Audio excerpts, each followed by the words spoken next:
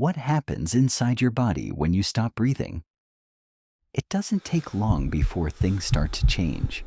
Within seconds, oxygen levels begin to drop. Inside your lungs, the flow of fresh air suddenly stops.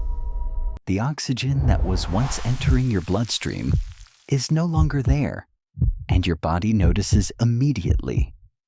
Deep inside your brain, sensors detect the change. Carbon dioxide begins to rise, and this is where the response begins. Your brain sends out signals, urgent ones. It tells your body that something is wrong. Your breathing muscles are triggered. Your chest tightens. You feel the need to breathe again. But let's go deeper. Inside your bloodstream, red blood cells are still moving. They're still carrying oxygen, but that supply is limited. With every second it gets used up, the balance begins to shift. Less oxygen, more carbon dioxide, and your heart reacts. It starts to beat faster, pumping blood more quickly, trying to deliver what little oxygen is left. Your body is trying to fix the problem, but time is working against it.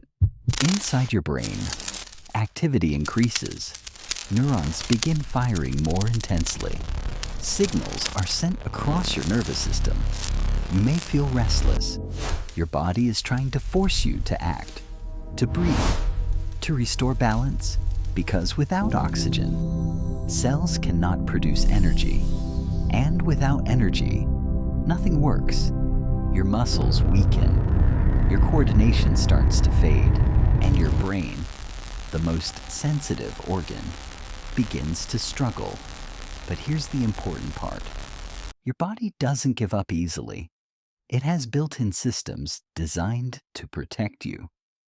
Even if you try to hold your breath, eventually, your body will override you. Your reflexes will take control, and you will breathe again. Because survival is not optional, it's automatic.